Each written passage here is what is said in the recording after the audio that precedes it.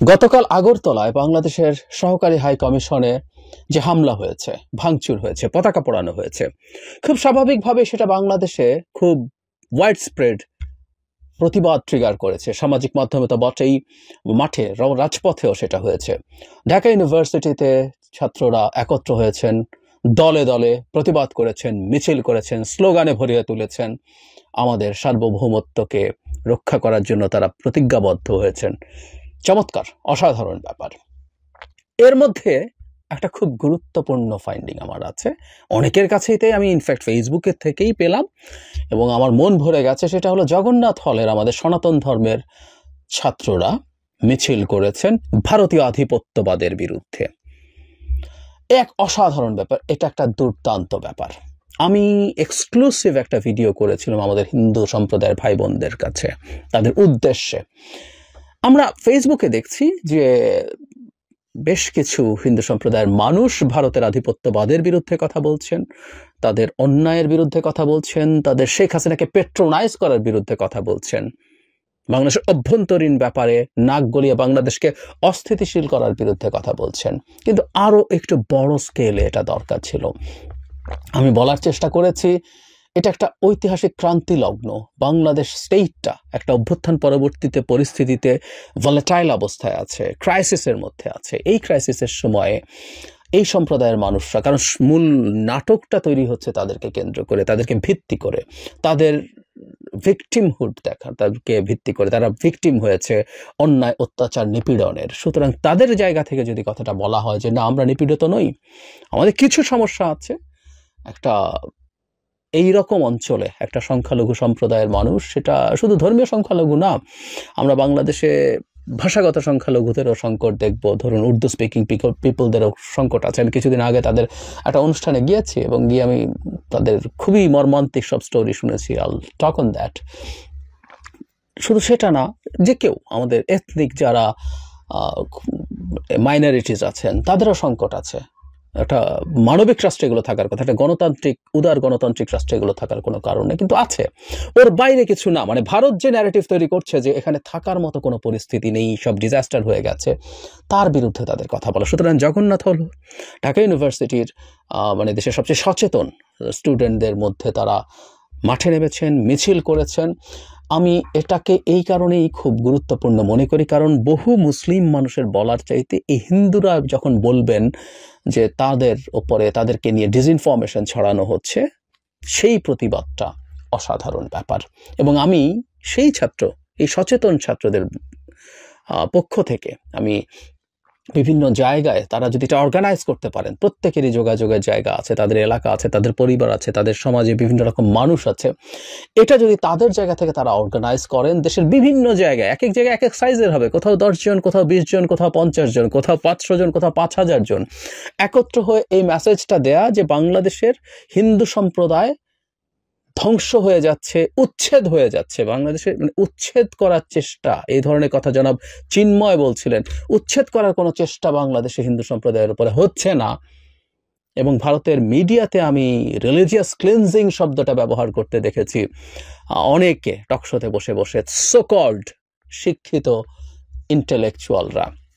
So এগুলো বাংলাদেশে হচ্ছে না, এটাকে ডিনাউন্স করা এবং ভারতকে বাংলাদেশের হিন্দু সম্প্রদায়ের মানুষের রাইট নিয়ে, তাদের সমস্যা নিয়ে কথা বলতে বারণ করা, যে আমরা যথেষ্ট আমাদের অধিকার অর্জন করার জন্য, এবং আমাদের দেশের মুসলিম ভাই বোনরা আমাদের পাশে আছেন, পাশে থাকবেন, তারা আমাদের অধিকার রক্ষার জন্য লড়াই করবেন। সুতরাং আমি আবারও বলছি, আবারও চাই যে আমাদের মানুষরা, হিন্দু সম্প্রদায়ের মানুষরা একজোট হবেন, একত্র হবেন, কথা বলবেন, কারণ এই সময় তাদের রোল প্লে করাটাই সবচেয়ে বেশি গুরুত্বপূর্ণ এবং ভালো। একটা কথা তাদের মনে রাখা দরকার, কথাটা সরাসরি বলেই ফেলি, বাংলাদেশে ভারত শব্দটা, ভারত দেশটা এমন একটা ইমেজ তৈরি হয়েছে ভারত দেশটার, মানে শুধু শেখ হাসিনাকে সমর্থন করার জন্য না, ওই সময়ে এই দেশটা ধ্বংস হয়ে গিয়েছিল, মানুষের মধ্যে শুধু ক্ষোভ, ক্রোধ না ঘৃণা তৈরি করেছে। আর শেখ হাসিনার পতনের পর ভারত বাংলাদেশকে যেভাবে ডিস্টেবিলাইজ করতে চাইছে, তাকে আশ্রয় দিয়েছে, তাকে সেখানে রেখে তার সাথে প্ল্যান করে বাংলাদেশকে ডিস্টেবিলাইজ করছে, সেখানে বসে বসে শেখ হাসিনা যেভাবে নানা রকম কুকীর্তি করছেন, বাংলাদেশের বিরুদ্ধে ষড়যন্ত্র করছেন, সবকিছু ভারতের প্রতি ঘৃণা আরো বাড়াচ্ছে মানুষের। সুতরাং ভারত যার পক্ষে কথা বলতে আসছে সে কিন্তু বা তিনি কিন্তু খুব বাজেভাবে ট্যাগড হচ্ছেন, তিনি সমাজে মানুষের কাছে আরো ঘৃণিত হবেন। সুতরাং হিন্দু সম্প্রদায় অ্যাজ এ হোল যদি ভারত দ্বারা এন্ডোর্সড হন, হিন্দু সমাজ যদি ভারত তাদের জন্য কথা বলেন, যত বেশি কথা বলবেন, আমি মনে করি এটা তাদের জন্য নেগেটিভ হচ্ছে। এই ব্যাপারটা তারা রিয়েলাইজ করা উচিত। সবকিছু মিলিয়ে প্লিজ, ইটস অ্যান অ্যাপিল, ঐতিহাসিক একটা মোমেন্ট যাচ্ছে, নানা রকম কনফিউশন, নানান রকম মিথ্যাচার, প্রচারণা হিন্দু সম্প্রদায়ের মানুষের প্রতি আছে, যে তারা এই দেশটাকে তাদের দেশ মনে করেন কিনা, এমন প্রশ্ন কেউ কেউ করে ফেলতে আমি ব্যক্তিগত জীবনে দেখেছি। আমি এগুলোকে সঠিক মনে করি না। আমি নিশ্চয়ই বিশ্বাস করি হিন্দু সম্প্রদায়ের মানুষরা নিজেদেরকে রাষ্ট্রের মানুষ মনে করেন, তারা এই দেশেই থাকবেন, তারা এই মাটির সন্তান।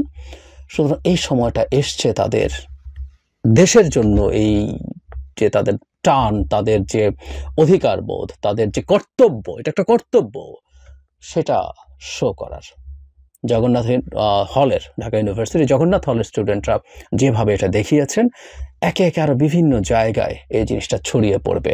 কারণ এটা করতেই হবে, ভারত থেমে যাবে না। ভারত নানা রকম, গতকাল আমরা ভারতের নানা জায়গায় বিভিন্ন আমাদের ডেপুটি, সহকারী হাই কমিশনে, আমাদের বর্ডারে, তাদের পলিটিক্যাল লিডার্স, পার্লামেন্টে, মানে বাংলাদেশময় হয়েছিল, এবং বলা বাহুল্য সবই নেগেটিভ কারণে।